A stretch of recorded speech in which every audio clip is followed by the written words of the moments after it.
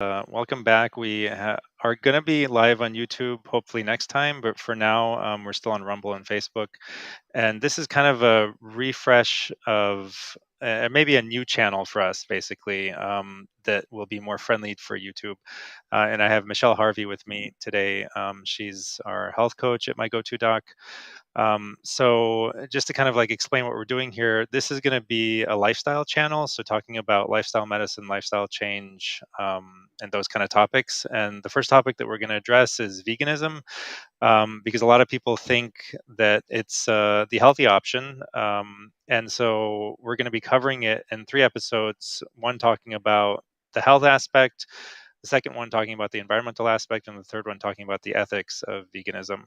Um, and so, for those of you who don't know me, I've treated thousands of COVID patients online with off-label protocols, and I'm not going to mention that in the YouTube. Once we put this on YouTube, I guess we'll delete that part.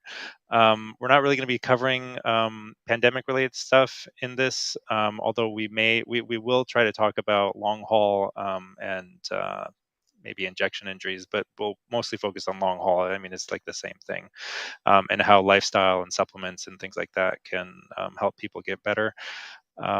So, Michelle, why don't you just introduce yourself briefly, talk about your background? Sure. So, hi everyone. My name's Michelle, and I'm a nutritionist and health coach, collaborating with Dr. Haida. And yeah, I'm excited about this. This is actually one of my favorite subjects to talk about because it's something that's, I feel that you meet someone who's just wanting to go vegan or vegetarian every day. So, it's just something nice to go into more depth about. And yeah, I mean, should I give some more background on myself, or should we jump straight into the talking Yeah, so about veganism?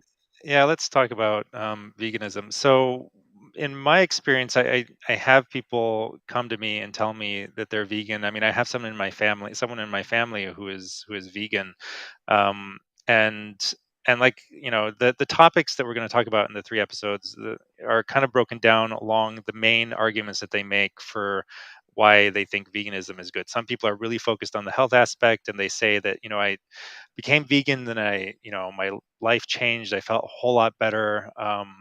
Maybe I lost weight or whatever. And so I just like to address some of those things. Like what goes through my mind when I hear that is, well, if you change your diet drastically enough, you're going to lose weight just because you're not going to be used to the tastes and the new diet. And maybe you've cut out a lot of bad things that were making you feel bad, but the new diet itself might be missing some things. So that's what we're going to try to unpack today: the health aspect of it. Is it really healthy? And why has, as far as I know, and you can correct me if I'm wrong, Michelle, no like historical culture in human history, no civilization in human history has ever been vegan, right? There have been some Mm. vegetarian cultures, I think, like in India, but there has never been a vegan culture that's lasted. It's kind of, if there was one, I would assume it was an evolutionary dead end. So I guess to start with, can you tell us a little bit about why you think the science is bad? Like the vegan science. I mean, a lot of science is really kind of like biased and almost like propaganda science. And what I like my understanding of that. This is a really long-winded question. I'm going to get back to the question for you. Is that a lot of the times government funds bad science in an attempt to convince people that it's not so bad that you can't afford the stuff you used to be able to afford, right? Like you used to be able to afford steak or meat or whatever, and now you really can't because of inflation. And so now we got to kind of convince you why it's okay, that you can't afford that stuff, and actually it's better for you. It's better for you if you eat vegan, if you just avoid animal products, if you start eating vegetables. They're cheaper, and they're also healthier. So and it reminds me of this story. One of the presidents, 10, 20, 30, 40 years ago, probably in the 70s, call the inflation was running rampant. I think this was in the 70s. He calls up like the head of the FDA or something, and he's like, I need some science showing that eggs are bad because people can't afford them. I mean, this like literally happened. So anyway, so tell us a little bit about why you think the science is bad in this space. Yeah, so wow, you opened a spider web of different tangents that we could go down. Um, I think, well, do you mind if I start speaking about the different specific things that differentiate plant foods and animal foods in terms of bioavailability? And then I think we can go, and then we can circle back to the science, because I think it will make more sense if we go Yeah, in that sure. order. Let's do it. So yeah, in terms of actually, oh yes, so this is interesting. I think one way in which I like to frame this debate that I think makes sense for people is when you think about the plant and animal world, and when you think about food, all plants and animals have to have a way to defend themselves, right, from being eaten too much in nature. So animals, their way of defending themselves is running away, obviously. And then when we catch them, we can eat them, and their meat is really bioavailable. Whereas plants, on the other hand, since they don't run away, they have these defense mechanisms which actually stop overconsumption. And these are things like phytates, oxalates, lectins, and these are called antinutrients, actually. And these antinutrients inhibit the absorption of other nutrients, which sounds, yeah, it sounds kind of insidious, but it's just part of nature. And it's part of the idea that we shouldn't overeat one food or another, and we should eat according to the seasons. And, it's a way that the plants have to propagate their own species, to prevent overconsumption. So when you kind of have that in mind, it gives you this better framework for thinking about it, and also moves us away from this idea that, oh, killing animals is terrible, and plants are just so benign, and they're completely fine, because plants do have their own mechanisms of defense. So in the context of zinc, I'm going to give you some statistics on this. So vegetarian diets inhibit zinc absorption by about 35%. And that's because of the phytates in zinc-containing foods. And phytates actually bind to zinc. So we also have some studies that we can either show you or link in the notes about this. And so for calcium, calcium is affected by oxalate and phytate absorption. So you'd have to eat around 33 cups of spinach to get the equivalent calcium that you could get from 8 ounces of milk, which is, as you can imagine, quite excessive, 33 cups of spinach. Yeah, and then so we have hemiron and iron. So this is the same with the iron and vitamin A. There are actually some nutrients where the nutrient itself is actually a different version of itself in plant food and in animal food. So hemiron is present in plants and iron is present in animal foods. And non-hemiron is actually inhibited by, let's say, coffee, tea, other caffeinated drinks. So it's just much less bioavailable, because it's many of the things you're normally going to consume in the day will actually inhibit the absorption of iron. In the case of vitamin A is present in animal foods, and beta carotene is the plant version of vitamin A. And beta carotene actually needs to go through a conversion process before it can become the bioavailable vitamin A. And that is, of course, dependent on, how healthy you are. So, of course, many people in the modern world are not healthy, and therefore you're feeding yourself with a non-bioavailable vitamin A, and then you're not able to do the conversion to the bioavailable version. So that is also, and oh, I have a statistic about that. So one serving of liver will give you your vitamin A for the week. And for the equivalent in plant food, you'd have to eat 2 cups of carrots, 1 cup of sweet potato, and 2 cups of kale every day of the week to get that same equivalent of just 1 serving of liver. So that is a quite extreme difference. Vitamin B12, that's also another huge one when it comes to vegetarians and vegans. And I think there is some controversy around this, because a lot of vegans, they consume things like seaweed and chlorella and nutritional yeast and these kind of things. And there are some studies that actually show that those forms of vitamin B are actually B12 are a vitamin B12 analog called cobamides, and they're not actually the true form of vitamin B12, and they can actually increase your need for real vitamin B12, which Wow. is, I think, yeah, I think I have the study listed there on that too. And then lastly, fatty acids. So DHA and EPA, as we know from fish like sardines, is really beneficial for health, and those are not present in plant foods. And it's again a similar thing to the vitamin A and beta carotene situation, where your body needs to do this conversion of ALA to DHA or EPA, and often, of course, if you're not healthy, that's stunted. So yeah, it's really the case that you're just making your body work a lot harder um, to try and access these nutrients. Not to mention the quantities. When I give these comparisons, it's like the quantities in the calories and just the amount of cooking and prep that you have to do to get that amount of food, and then the same amount is just in one serving of liver. It's quite extreme. Yeah, and So like you said before, sorry, maybe I won't no, no, interrupt no, until go. you're done. No, no. And also like you said before, that because of all the anti-nutrients, you're not supposed to overconsume Yeah, plants, and so it seems like you do have to overconsume because it sounds like a lot of food. Even if you're juicing, like some people would say, like, well, I get around that problem by just juicing all this stuff. I mean, that in itself is kind of unnatural because of the quantity of food that you're consuming. yeah.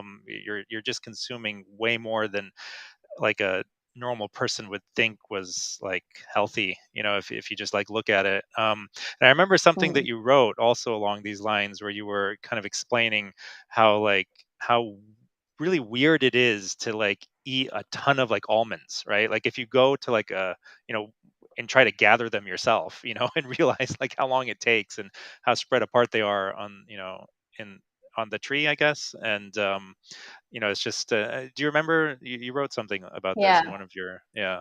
How did you Yeah, put yeah, it?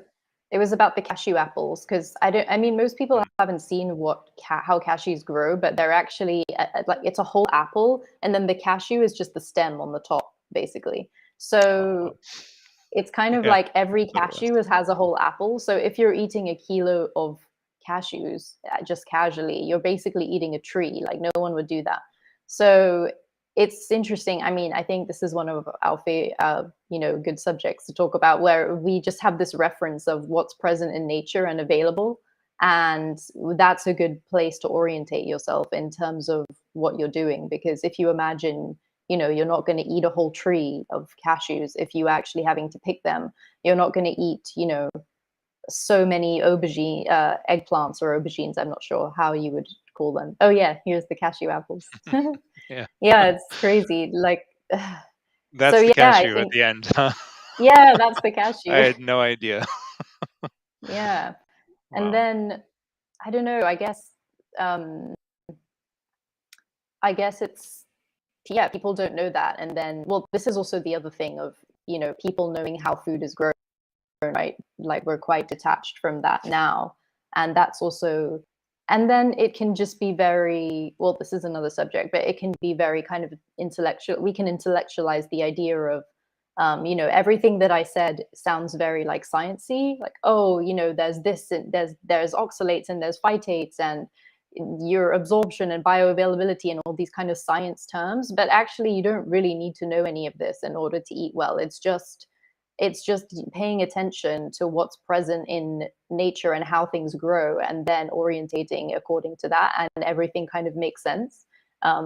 Rather than, yeah, it's not necessarily about just kind of learning So some or people, I know, you're familiar with the Weston Price Foundation. I love that kind of approach to health. And so Weston Price was a dentist about 100 years ago. He traveled the world and mm, visited all these pre-industrial societies and oftentimes compared the pre-industrial population to the new industrial population that was like their neighbor, and found differences in oral health, tooth health, bone health, the structure of their face, and found that, and sometimes he even had, I think, like twin studies, right? Like where there was like a twin who was mhm, in the pre-industrial culture, and then another, the other identical twin had gone to live in the big city, and he showed how their health diverted based on their diet. But so the Western Price Foundation, they often talk about how to like minimize the anti-nutrients in your food, and how traditional cultures used to go through a lot of preparation. Like my mom has gotten into sourdough bread baking. She's visiting us, and it takes like 2 days for her to she's like kneading it Mhm. like every hour. And I mean, it's like a huge process. I mean, it's like a significant investment of time to have this amazing, delicious sourdough bread. It's like a light, nice crust and really chewy and fantastic. The flavor is amazing. I mean, it just blows normal. Even like the sourdough bread you get from the bakeries, like even pretty good bakeries, doesn't compare to like what you do Mhm. at home. Um, and so anyway, so my question here is, a lot of vegans might be like, well, yeah, there's these problems, but you can correct for them, the anti-nutrient problem. Can you get rid of anti-nutrients? Mhm. It's through fermentation and these kind of um, yeah. I mean, the thing is, when it comes to this, the fermentation and all of these type of things, traditionally those things were done to grains. It was mainly like, as you said, for sourdough bread, for legumes, beans are like the classic thing ever. There's all these soaking rituals, and each bean has a different amount of time that you're supposed to soak.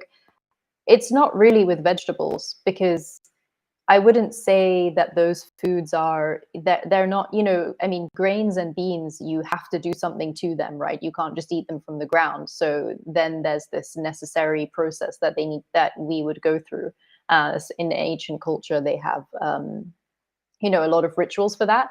But it wouldn't really be necessary in a carrot. I think it's just to point out that, it's just doesn't make sense to excessively eat carrots in the same way it doesn't really make sense to excessively eat everything. And yeah, nature has a way of keeping that in check by having these anti-nutrients present. So Yeah. yeah, I would say that's the main. So from what I've looked at, on this problem, like the Western Price Foundation has they kept publishing like articles because people were like, how do I get rid of the anti-nutrients, especially in bread? I mean, that you're right. That's what they mostly Mhm. talk about. And the last time I looked at it, I think that Mary Enig, or one of her co-authors, they had actually tried to like quantify how much you could reduce the anti-nutrients, and you couldn't like remove them completely. It was just a matter of like how much you could maybe reduce them. And I think the science is kind of lacking in terms of even the lab science, like checking this and kind of figuring it out. But other things like lectins and oxalates and tannins, I'm just looking it up now. Like, boiling can reduce lectins by 70% and tannins by about 70%. So there are Yeah. ways to reduce different anti-nutrients. The other thing that comes to mind is maybe like the traditional preserves. Maybe that process of like canning, maybe not canning, but like in India, there's a lot of like oil preserved vegetables that I'm not sure. Like, do those ferment? Like the pickles No. that they make?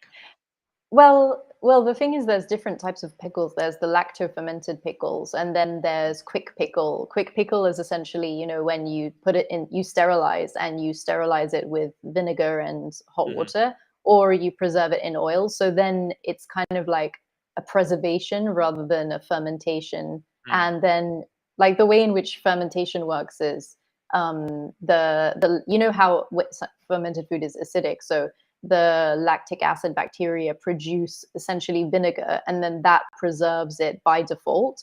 Whereas when you add vinegar from the beginning, that's more of a sterilization, which, I Mm. mean, they both preserve, but one has probiotics and the other doesn't, basically. And the Um, one where you have the lactic or the bacteria, creating mm, the vinegar, I guess, that process also kind of digests the food a bit, right? Because they kind of yeah, eat the food themselves to create the yeah, acid. yeah. And this is the idea of, the great thing about all of these ancient traditions is that it's sort of like a second stomach almost. You're pre-digesting the food through this process of the sourdough or the fermentation or the pickling, and then your body kind of has less work to do. And that's why often in the case of modern veganism that doesn't have these embedded cultures, it can just be really stressful on the digestive system. I mean, that is actually one of the main reasons most people I know stopped being vegan, because they just had so many gut health issues. because we're not cows, we're not supposed to eat this quantity of vegetables every day. And often the way they do it is through blending or juicing, as you said, because they just need to get the calories, but we're not designed to have that many, and especially not in the way that, in the with the fermentation or however it's been broken down when it comes to grains or beans. Mm. So yeah, Michael Pollan always has he talks about the blending, like the idea of a blender as an external stomach. And he always says, if you're using the blender too much, it means that you're not preparing your food properly, because you shouldn't need to create this kind of like external stomach in that way. It should be that you should be able to eat the food. You should be able to cook and preserve the food in the way that you want to eat it. And if you're just blending all the time, you're almost, yeah, you know that you're kind of on the wrong path. So that's quite Mm. an interesting way, because when it comes to veganism, it's like everything is blended, right? It's like these nut milks where they're blending all the nuts and then straining, and then the smoothies, and like blended paste to make burgers and to make the fake meat and all this kind of stuff. It's like very blender dependent. Yeah, which So also reminds me that like the one dietary principle that, as far as I know, like everyone agrees to, is that whole foods are better than processed foods. And it sounds like this involves a lot of processing. So like just by definition, it must be yeah. bad. Yeah, exactly. When you're processing too much, that's when you know that you're kind of not. I mean, it's kind of just inefficient. It's like these nutrients are available somewhere else in nature in a more direct sense. Like we don't need to jump through all of these hoops to get to that. And well, I mean, this is like a segue into the other topics, which we're going to talk about later. But there's a lot of reasons why people do that, the ethics and the environment. And we're going to talk about that later, why people decide to jump through these hoops to reach that goal of being vegan. But just in terms of, yeah, from the health perspective, I think that it doesn't really make sense, and it can be really difficult unless you're supplementing really well. And as you said, trying to ferment. I mean, I don't think anyone even really does this, soaking grains and sourdough, as you said, or soaking beans and soaking nuts. I mean, even nuts, you're supposed to soak and dehydrate so that they're bioavailable. And the thing is, when it comes to nuts also, is that the fats are quite sensitive to rancidity. So, when you see the nuts in the grocery store, they're all in these clear containers, like they're definitely rancid. They've been there for Mm. so long, oxidized by light, oxidized by temperature. And that's why when you go to a really high quality health food store, the nuts are always in the fridge, and they're always in like dark containers to stop the light Mm. and the temperature oxidizing them. And that's how you know that it's, high quality. But then there's a lot of vegans who the large part of protein, they're just eating nut butter, and it's, yeah, basically oxidized rancid nuts, which is not the best option. So Sounds terrible. yeah. Yeah, those oxidized rancid fats are quite harmful. I mean, my understanding, I don't know if you've read Deep Nutrition by Catherine Shanahan, but she kind of describes how these oxidized vegetable oils will further oxidize other like oils in your own body. And so Mm, like the contagion kind of spreads. It doesn't just it's not just that particular oil, but we need a lot of fat to build all of our cell membranes. One of the mm, questions I had for you was like, so with the juicing, they, yeah, I mean, people generally use raw vegetables. So, um, i- is that a problem in itself? Kind of like having so much raw food versus cooked food. mhm. I think when it comes to raw and cooked, it's so complex. And I think, yeah, when we think about this a lot, it can be confusing, because every vegetable has a most optimal way to cook to extract the nutrients. So I even read somewhere the other day that the most nutrient tomatoes are actually canned tomatoes, which seemed really bizarre, but something about the way in which they're preserved over the time in this way extracts the nutrients the most. But yeah, and then there's like some vegetables are best steamed, some vegetables are best raw. Every single one requires a different application if you really want to maximize, what nutrients you get from it. So, Mm. but then again, like, I think, I don't know, it's like to stress that it's important to not get so hung up on this, because then it can make you a bit crazy. If you're thinking like, wow, what's the perfect application for every vegetable, then you can get a bit crazy getting into that. And oftentimes these applications are actually a part of traditional culture anyway. It's just inbuilt into traditional recipes. That is the best way to have that vegetable. So you don't have to really think about it. It's already inbuilt. Hmm. I think there's an interesting example of this. I'll see if I can remember. It's relating to corn and the Aztecs, and it's niacin. Yeah. So basically, there was something to do with the way in which corn was fermented or processed with a lime or lemon that basically allowed the extraction of niacin in the corn. This could be wrong. We need to check on this, but I think this is the story. And yeah, so basically they would be eating corn a lot and it would be fine. And then when corn was taken over to Europe, they kind of skipped this process of the lemon, adding the lemon and the lime, and people would just eat corn for long periods of time without other Hmm. things, and people developed a niacin deficiency basically. And at that time no one knew about what bioavailability was, or how it was just inbuilt into the tradition and into the culture. So this is, yeah, like I think getting back to these ancient cultures and what they already knew about how we should eat is also a part of the process. And that's much more interesting and fun in my opinion than like learning the science statistics behind it. So yeah. Yeah. What do you think about the argument from teeth, right? Like, have you heard this argument that we have like Mm. herbivore teeth, or like we don't have carnivore teeth, and that for that reason we shouldn't be eating, maybe from an evolutionary perspective, we evolved to eat Hmm. plants? I have heard that, but I've heard it on both sides because people say, "Oh, we have canine incisors. Mm, Oh, that means we should eat meat." And then it's like, "Oh, but we have these molars that grind." So I've heard mm, both angles, and I think at this point, I mean, we've pretty much established that humans ate meat at some point. Like we weren't purely. I think what is still under discussion is the ratios, right? The macronutrient ratios.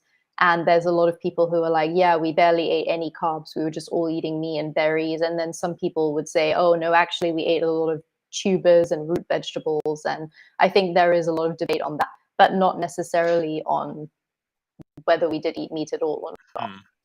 What? Yeah. So, I mean, obviously, you're right. We did eat meat. One of the things that occurred to me when we were talking about it before was that, um, like, for example, we were talking about you visiting like Icaria, I think, Yeah. later this year. So this is one of those quote unquote blue zones where people are very healthy, and researchers will go there and like, okay, what's their lifestyle? What are the inputs here in their lifestyle that we think make them so healthy and have such a better health outcomes compared to everyone else in the world. And so we were kind of talking about like, okay, well, like you'll go and like check it out and see what they're eating. Mm. And my comment to you at the time was that I had heard that like the Mediterranean diet, this, or had been kind of misrepresented in popular media as being very heavy on like the fish and the vegetables, and very like light on meat, or animal products, and even like too heavy on the grains, right? Um, and so you were kind of saying like, well, I'll go find out. But what occurred to me was that it kind of also depends on the level of wealth at a particular time. So historically, I think that human cultures have preferred animal products if they could afford them or if they were available, and then you know other things were kind of like the secondary option, right? Like if some like famine hits, or if like the population becomes extremely impoverished, especially like a society that's um, like a farming society or something. If the majority of people become impoverished, then they have no choice, right? So in India, it's kind of like the cheap option for protein is like rice and lentils, right? Like that Hmm. combination creates a complete protein. Um, versus obviously the more money you have anywhere in the world, people do prefer eating meat, and I think the same goes for traditional cultures. They, I would assume, preferred meat if it was available. What do you think about that?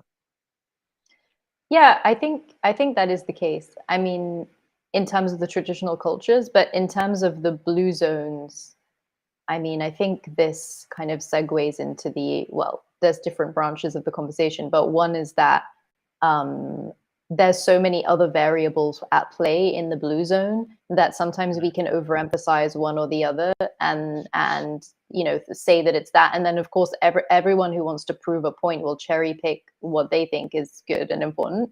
And then I think that also brings us onto the point that we talked about before with the studies. So oftentimes the studies that say veganism is good or helpful, or there are so many studies that say it's good for cancer and people are leaner.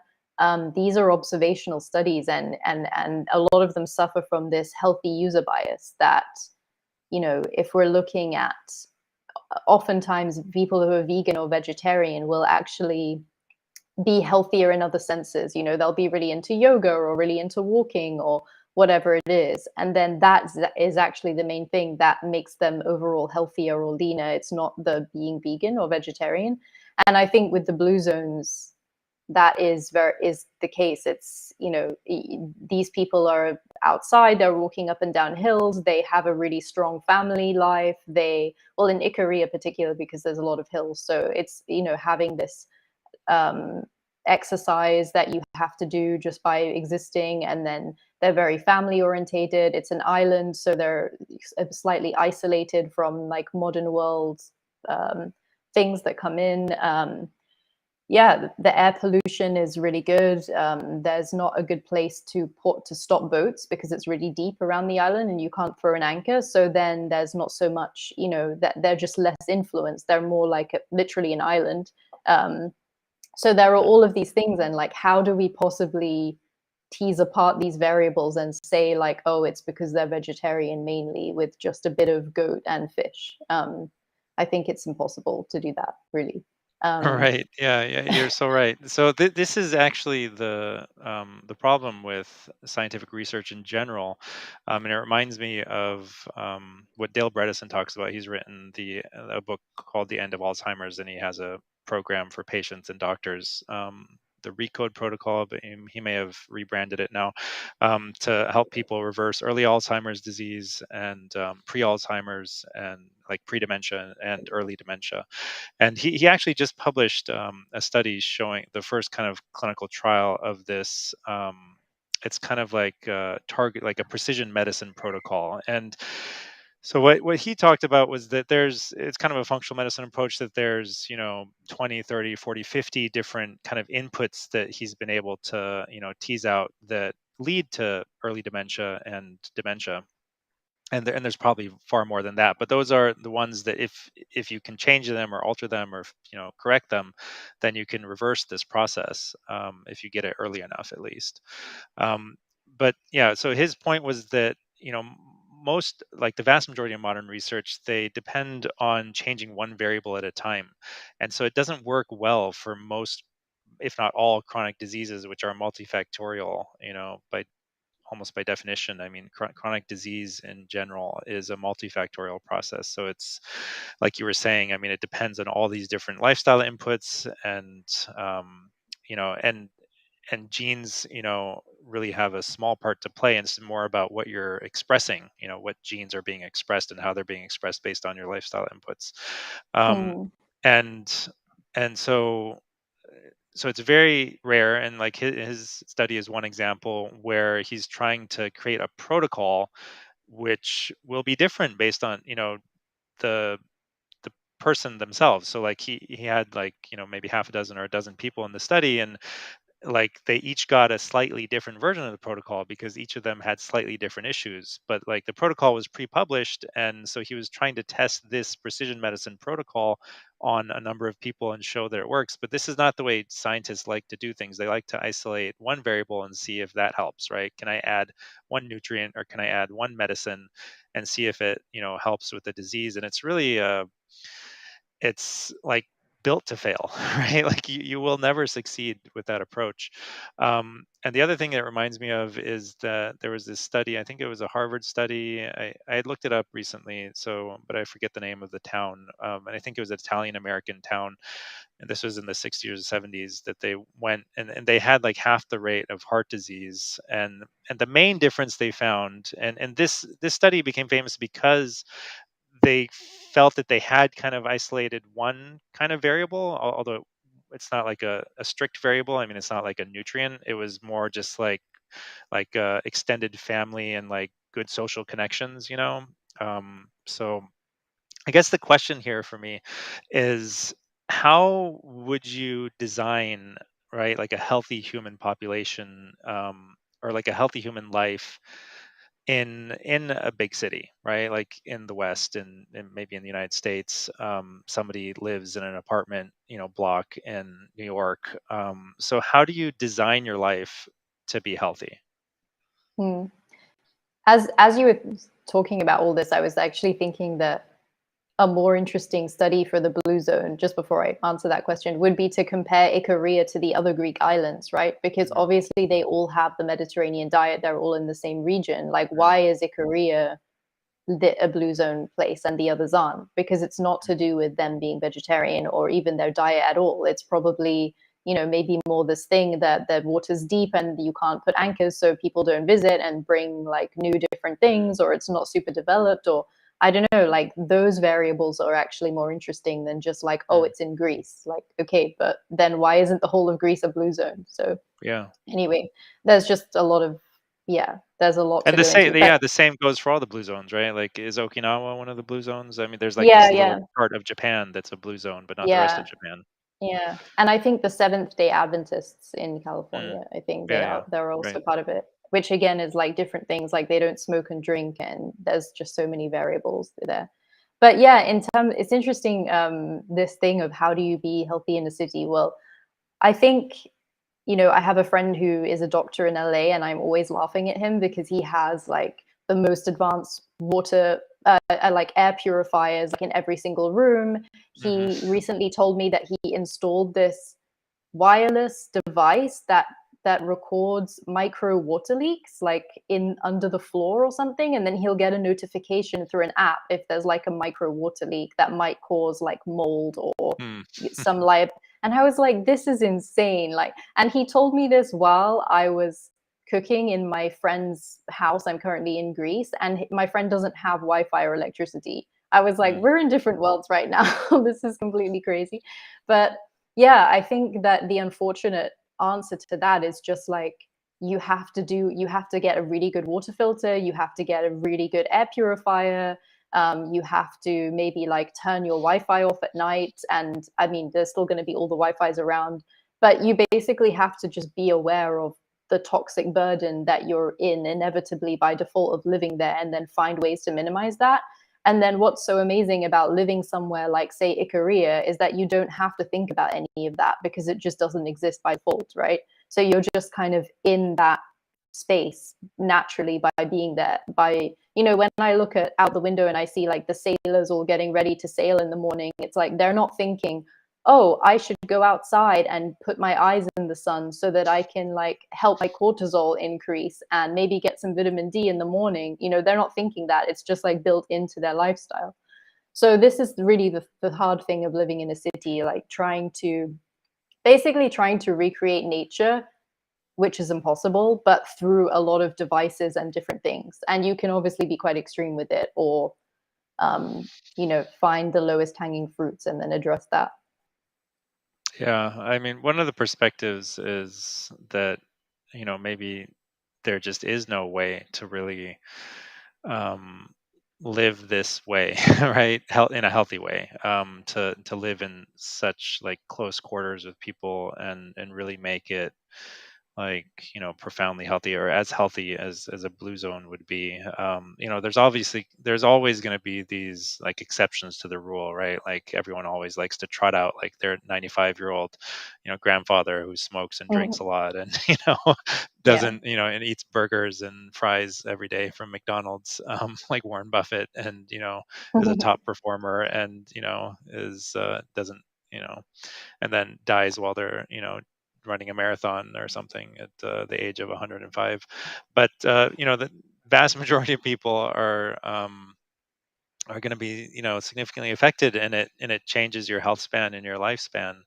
Um, but like all prior human cultures, like these ancient cultures, they figured out a way for people to kind of be healthy. So I guess like maybe there's a way of designing cities, right, and communities in such a, but you got to like design it from the ground up to, Hmm.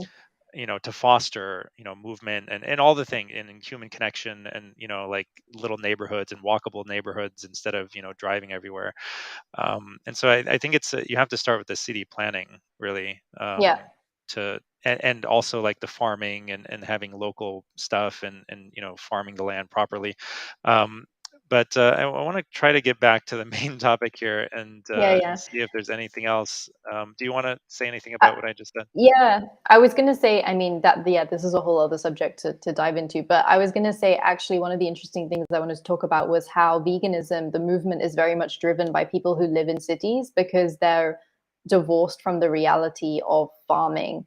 Mm, And there's this famous case of, for anyone who maybe lives in California, there's this restaurant chain called Cafe Gratitude, and it was one of the first vegan or vegetarian restaurants, and it's really popular. And the guy, I think his name's Steven Engelhart, I think that's what it is. Anyway, he decided to start a farm basically, and once he started farming, he realized it was kind of impossible to do without animals, because what do you fertilize the ground with if you wanted it to be organic? Like when I recently went into like plant place where they sell the plant fertilizers, and there was one literally called Blood and Bones, because that's what mhm, plants like to eat. And I was like, wow, this is not vegan at all. So it's like, how do we get around these?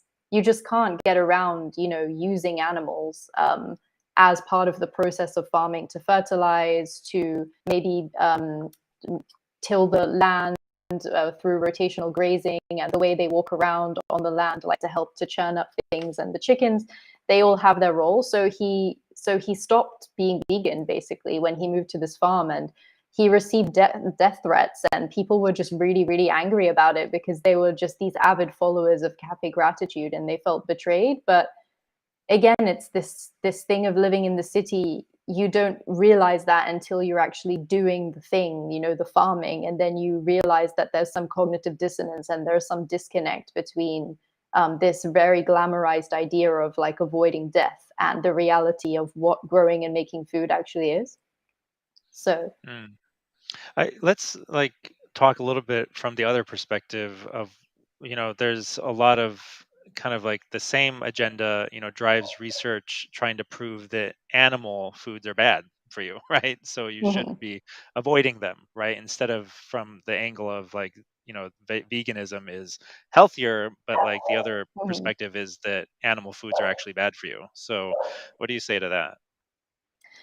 Yeah, I think again, well, it's really difficult because in these studies, as we spoke about a little bit, when they do the comparative diets, it's just very. It'll say, okay, let's do an omnivore diet versus a vegan diet, but then the omnivore diet is like standard American diet of omnivores. Or yeah, in this study, I think it was this thing that was called the um, National Cholesterol Educational Protocol or something like that. And yeah, so and this diet was something like 55% of calories were from grains. And so even though you are eating, proteins, if you're eating that much grains, it's not really a mainly animal diet.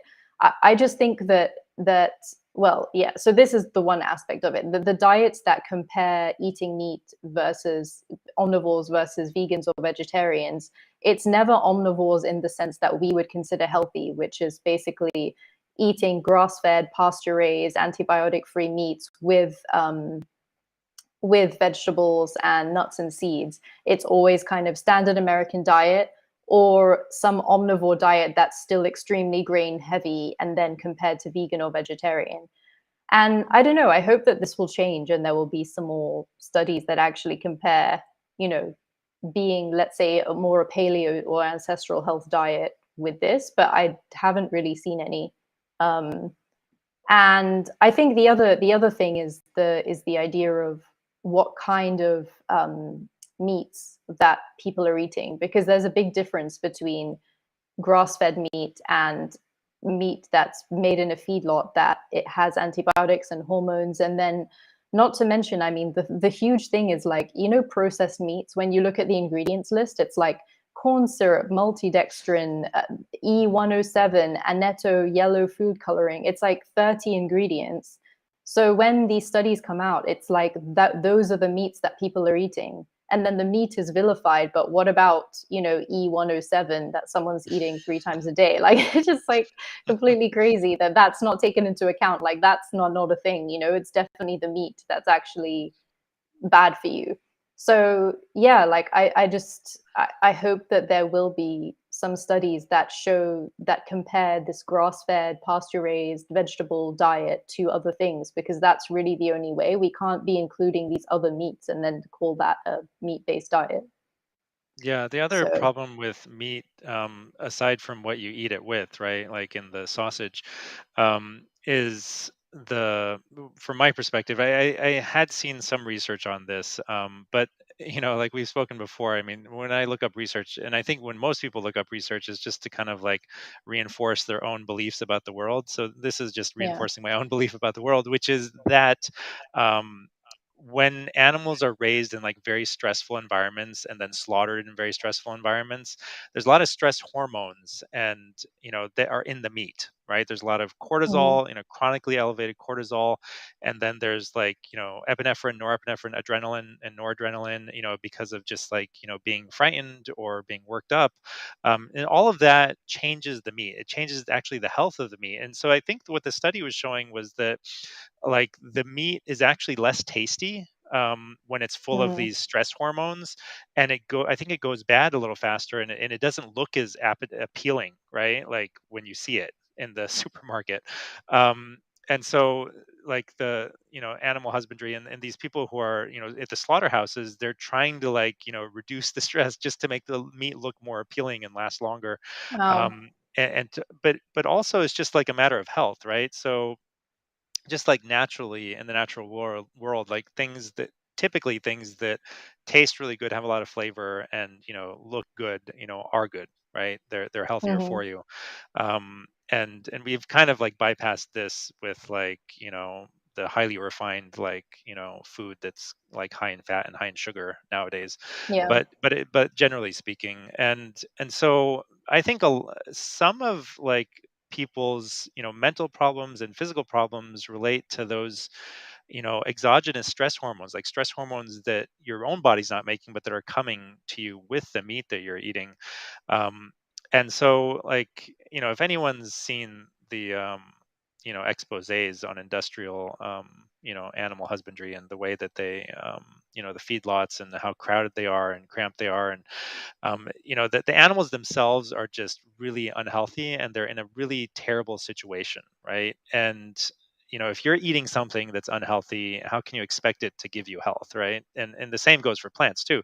And then with like chickens, they're like me and we ordered, you know usually we get like chickens locally, and somebody slaughters them for us. And but one time I ordered chickens from some place that we don't usually order them from, and the wings were like gigantic. Like I was shocked at how big they were, right? I mean, they were like the size of a chicken leg, right? And I was like, what is this?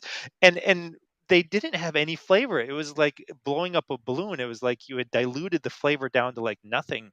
um and these chickens that most people eat are so big that like they can barely stand up, or if like oftentimes they'll break their leg if they stand up, right? Like they've been bred to the point where they're just like monstrosities, right? They're just like huge.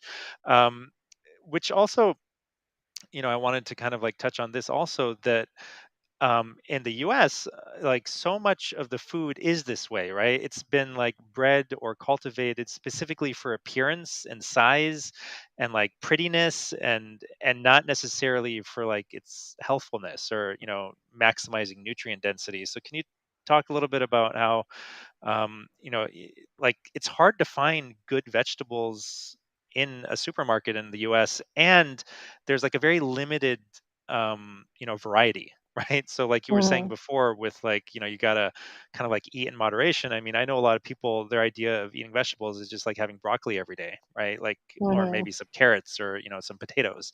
That's their vegetable, right? It's the same thing, day in, day out, or week in, week out, maybe throw in some a couple of other vegetables, once in a while. But I guess the question is, first of all, like, can you even get healthy vegetables? Yeah, I mean, it's interesting what you said about, what looks and tastes good does, because I think that is true. But I think as you said, we've bred and changed the animals and the vegetables so much that it can sometimes be the opposite. And I have heard that I've heard people say that they don't like grass-fed meat because it's not very fatty. So Mm, that's the thing. Like a few clients just refuse to eat it because mhm, they are used to this really fatty meat, and it's fatty because they're sedentary and they're not moving around and they're fed corn and soy and all these kind of things. And then you become normalized to this fatty meat, and when you think of wild meats, they're often very lean. Like rabbit is very lean, deer, because these animals are moving around all through the day. So actually, this is another point that I forgot to mention when it comes to the meat studies, because one theory is actually when some meat studies that say meat is unhealthful for whatever reason, people actually blame it on that, the fact that the meat that we have, even if it is grass fed, it's just not the same as eating a wild meat, in terms of the leanness and in terms of the nutrient profiles. So yeah, that is interesting. And the same for vegetables. We want them to look a certain way. But I mean, one thing that I'm happy to see is that in the US there's a lot of CSA programs now. And I think that the community supported agriculture programs are really amazing, because it's a good way to kind of know your farmer, and then you can get the seasonal fresh produce, and you basically sign up for, I think, usually a year, and you pay in advance, and then you just get what they make. And then often you're kind of forced to make things that you wouldn't usually make or buy yourself, because it's just whatever they're making on that week or in that month. So I think joining that kind of program is a good way to kind of get you out of the comfort zone of just eating broccoli every day. right. um, and also to support farmers, of course. Yeah, I mean, it's helpful if people like make a point of shopping at like ethnic grocery stores, like the Indian grocery store. Mm, They'll always have like some vegetables that you've never seen or heard of before, or the Chinese grocery yeah, store. Um, the other thing that I've started to kind of study a little bit more recently is, um, so like oral health, dental health, and like maxillofacial like structure, and how it's so important to chew properly. And one of the things that these kind of holistic dentists talk about is that you got to chew like stuff that's hard to chew, right? Like you can't just yeah, eat soft stuff all the time, highly processed soft stuff day in and day out. So it sounds like the leaner meats, some of the wild meats are harder to chew, right? Like it's not as pleasant, an yeah, experience yeah. to like chew through this stuff. And so I guess another question I had for you is, in you know a healthy kind of like ancestral diet, what are some of the hard foods people should be eating on a regular basis to kind of stimulate their bone structure in their face and make sure their teeth are healthy? Mm. Yeah, I think definitely that the meats, the wild meats, and then I think some raw vegetables also have that effect. Or salad. I mean, salad is the main one. It's like when you eat a salad, you notice how slowly you eat, because Mm, you just have to chew so much crunchy stuff. Raw carrot, raw tomato, cucumber, arugula, all these types of things. It's a lot of chewing. Yeah, and yeah, I think those are the main things. Nuts and seeds are also, I think, even if you're on a kind of paleo ancestral diet, I think by default of just being on it, you're going to chew a lot more than if you're eating really hyper processed food, because it's really crazy. I mean, the level of, I think, I can't remember which food product, but I was reading the other day that food scientists figured out the perfect pressure that you put on your jaw to make something snap, and then the perfect snap that would be pleasing to our brain. And then they would work for years to try and make this food and I'm like, this is insane. So it's like so hyper palatable because it's triggering all the right things in your brain with the perfect, I think it was 40 pounds of pressure, like of your Wow. teeth, and then the snap. And I think, yeah, people don't realize the level of detail that goes into making processed food. And it's literally designed to trigger you in a certain way to make you want more, which is not the case with whole foods. So, Mm. that, I mean, there's a million reasons to avoid it. But I think knowing that it's literally hijacking your senses rather than it's just like, okay, I don't have willpower, Yeah, so is that good to that know. that reminds me of, like, I was talking recently about like sugar, and like sugar for me is just one of these things that's like so extremely addictive. I mean, I if I eat even a little bit of added like sucrose sugar, um Hmm. I'll just gradually over the course of like 2 or 3 or 4 weeks just like eat more and more and more and more and more, Hmm. right? But like, and so my father's from Pakistan, the Indian subcontinent, and growing up, people over there would chew on sugar cane, and it's one of those things. It's like really fibrous and hard, and it Yeah. like really takes a lot of effort to extract, the sugar juice from sugar cane. Versus nowadays, you go to Pakistan, you go to the market, and they'll just be juicing the sugar cane with a juicer, Yeah. and selling you the juice. Hmm. So yeah, I mean, like the forms, like the whole food forms of things are just like designed. And when I remove sugar and kind of like sweets, and just like, then like I'm not snacking all day long. It's just like I'll eat twice a day and I'm good. Like I'll eat in the Hmm. morning, a high fat meal, like just eggs and a lot of butter, because butter is good for you, and some sourdough bread, and that'll, like, I'm good. Like I don't like, it's like you feel so full that you like, it would be hard to eat, right? For like 8 Yeah. hours sometimes. If it's like, I'm trying to like do like a intermittent fasting like within 8 hours, and it's like kind of hard because you're not hungry like all day long. Mm-hmm. You don't want to eat again. So the other question I had for you is, like the other perspective, like people nowadays just love to go to extremes, right? It's like either no animals or only animals, right? So like the Liver Yeah, King, for a example, I carnivore don't know if diet. you've seen the Liver King, but he's Yeah, kind of like the epitome of we should only eat animals. Vegetables are yeah. like for the dogs and the pigs, and like, so what he said, which is interesting, on one of his interviews on YouTube, was that he had visited and actually lived with like 4 or 5 or 6 or 7 like traditional tribes that are like hunter gatherer tribes that are still, in the world today. And he was saying that they basically don't eat plants unless they're like sick. Like it's like their plants are like medicine for them. It's like, okay, the person had diarrhea, then they started Mm. digging up some plants, and and they gave it to the person for the diarrhea.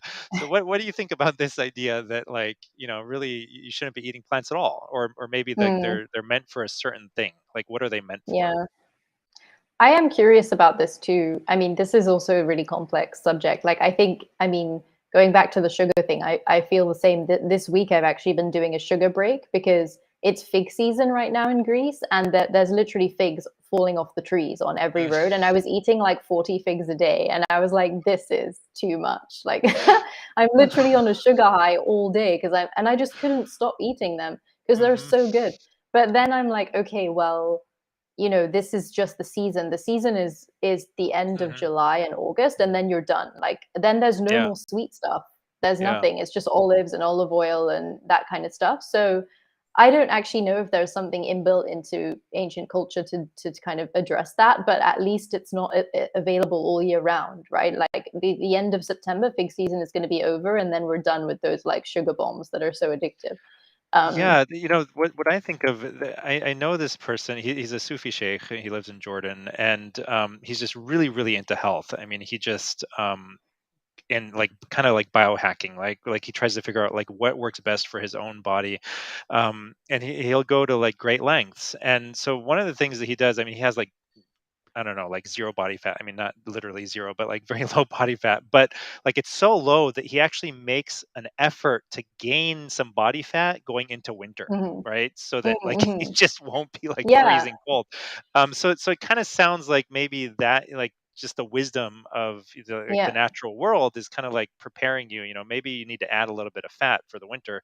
But the Yeah. other thing that it reminds me of is, like, I think this was in Weston Price's book, Nutrition and Physical Degeneration, where he was telling this story of, back when the British Empire, kind of like the sun never set on it, and they were in Africa, and they were recruiting people into the army, and these were Africans, and so they were like, these people are too skinny. We need to fatten them up, and no matter what they gave them, they couldn't fatten them up. Like, no matter what they fed them, they couldn't make them gain weight.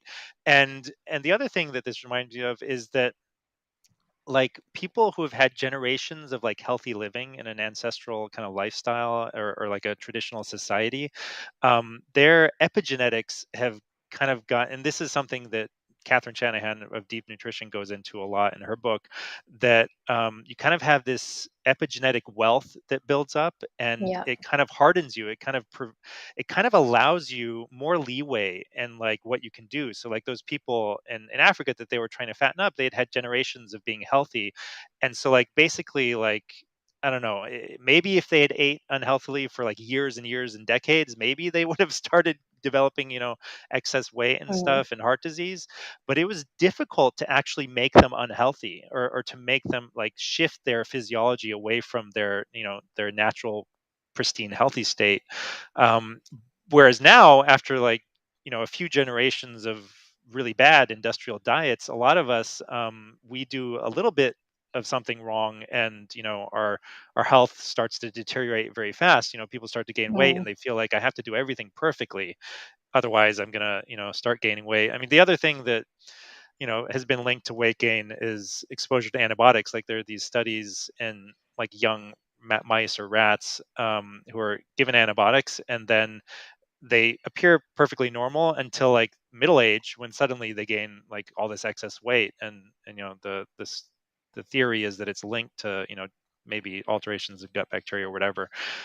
So what do you think about everything I just said? There's no question in there. It's just kind of like, here Yeah. you go. Yeah. Tell me what you think about it. Yeah, I think it's true about the gaining weight before winter, because these kind of really, the figs, it's the season is just before autumn, so it makes sense that it would be that, and then they just end. But yeah, the generational thing makes me think of, Pottinger's cat experiments. I don't know if you're familiar with those, but let me try to remember. It's this guy, he created this experiments with different cats that started in like a mental institute. And he would notice that the cats that would be fed the food that were like the pet food were different to the cats that were fed scraps from the kitchen that was like raw meat. And he would notice different signs of degeneration. So he would then categorize them and separate them and do an experiment. And what was most interesting was this intergenerational thing, as you said, which is that 2 or 3 generations later, they'd be less resilient to certain things um, because of how they ate. So yeah, it's not just that what you eat is affecting you next week, or it carries on.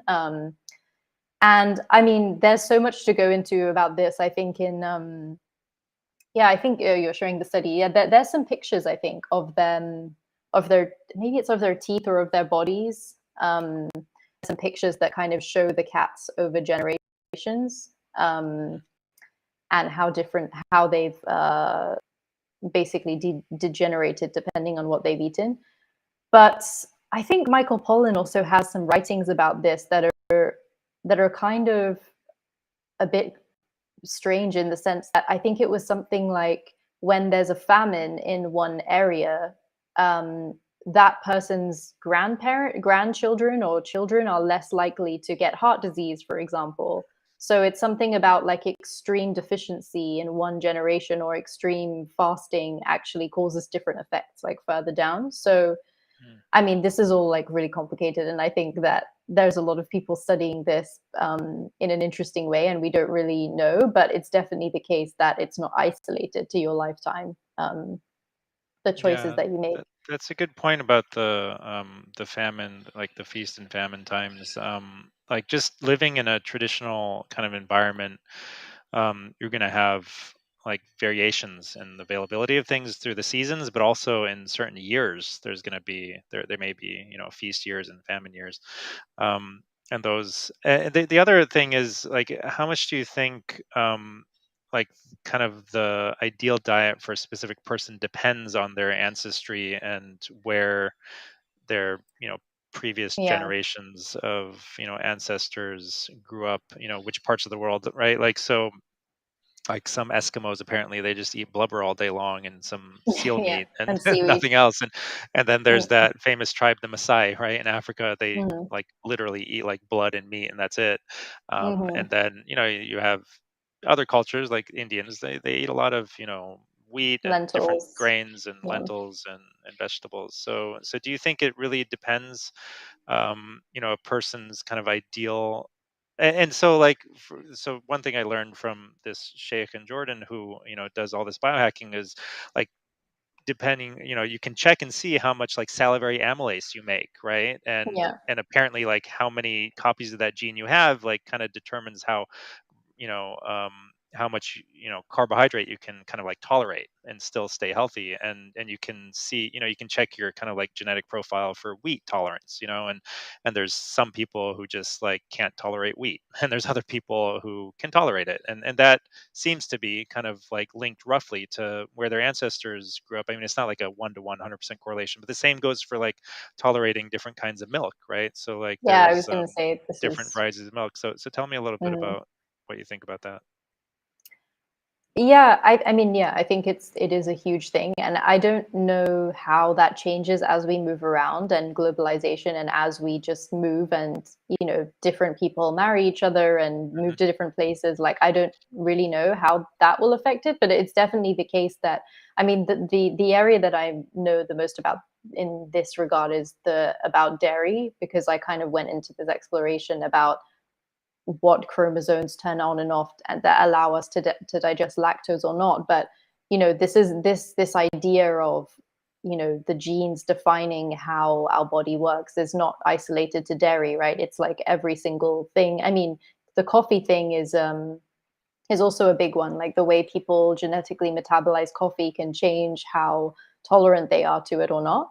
Mm. Um but in terms of how, I mean, I think that doing genetic testing is quite complicated. I don't know if that is something very practical that people would do to kind of find out. There's probably 100 things that you could do before you went onto that detail about Yeah. it. But definitely, yeah. I mean, this speaks to the idea of, like, any kind of fad diet, or idea that one diet is one size fits all, or that you're going to see an Instagram influencer who does celery juicing and that's going to make you feel good. Like, this is just not the case, because we are really bio individual, depending on so many things, including like, our genes. So, Yeah, I kind of like shy away from this stuff that like, wasn't available like 100 or 1,000 years ago, right? It's like you should like be able to be 23andMe. healthy. Yeah, you should be able, or like, for example, like, vibrating toothbrushes, right? Like Oh, you yeah. should be able to be healthy without all of this technology, right? Mm. Unless like you're saying like you need like an air filter because you just can't escape the bad air. But Hmm. like there should be some way, right? Of living and it being like vibrantly healthy without having to resort to a vibrating toothbrush. Right? Like, how did Yeah. they do it? Right? How did they have perfect Yeah. teeth um, before, and we don't now? There's this good book. James Nestor wrote a book about breathing. So like having good teeth, like Weston Price was really focused on the diet. It's not just the diet; it's also the breathing. So like a lot of people are like mouth Hmm. breathers now, and that just like ruins Yeah. your teeth get all crowded and your mouth gets all crowded. And so there's like diet is one part of it. What you chew, how you chew, and like the hardness of what you chew is not just like the micronutrients that you need, but it's not just vitamin K2. You need like something to chew on that's hard. And also I think like breastfeeding also has an Hmm. effect on the structure of your teeth and whether your tongue like like the normal or like the healthy way of breathing is like your tongue is supposed to be kind of like against the roof of your mouth, lightly touching your front teeth, Hmm. mouth closed, breathing in and out through your nose. But I think like some people who have, who weren't breastfed, even, they were bottle fed, but they just don't develop that suck, like they don't have to suck as hard, right? They don't have to Yeah. really suck it out and like stimulate the milk. Um, so, And but there also are the things you can do. people, Also, like what? the kids who put the thumb in the mouth, or like, Yeah, those yeah. pacifiers that people use, and these kind of things that can really affect your breathing and just the structure of your mouth as you're developing. So Right. But I mean, the good news is that, I mean, whatever happened to you growing up, there are exercises and like the structure of your face and your teeth and your jaw, you can actually change it, right? Even into mm, adulthood. It's a lot easier when you're very young. But there's exercises like people can look up. John Mew, I think, is a holistic dentist, and he has something called mhm. mewing exercises. So there's exercises you can do to strengthen your tongue and to try to fix it. But the main thing is to just, if you're a mouth breather, like do whatever it takes to breathe through your nose, and read James Nestor's book. Um, we could probably talk for like hours about different things, but I have another interview coming up, so in 10 minutes. So Yeah. can maybe just like wrap it up for us and give us like one last question, I guess. Like how, like like instead of resorting to technology, like how do you know what's good for you, right? Like how can somebody tell what's good for them? In terms of eating. Eating anything, but yeah, eating. Like, yeah. Is a good question for 10 minutes. Um, I mean, I don't, it's hard because I just think that if the more, so it's kind of like the spectrum, like the more you move yourself away from nature and in traditions and cultures that are ancient and, have been developing for a long time, I think the more, it doesn't necessarily have to be technology, but usually it is, but the more attention that you need to pay to your health, because it's, yeah, you're just sliding away from that, and then therefore you need to create these buffers around you to support your life in that space. And I think maybe just being aware of that is good, because I think, I mean, we were just talking at the beginning of the interview about how I grew up in Dubai, and I don't know, I have this app called IQ Air. I don't know if you know of it, but it shows air quality. Dubai has one of the worst air qualities. It's often the worst air quality in the world, of all places. It's completely horrible. And everyone is in the AC all the time, and all of the food is imported because they don't grow anything there. The water is all desalinated. It's highly stressful. Everyone drives everywhere.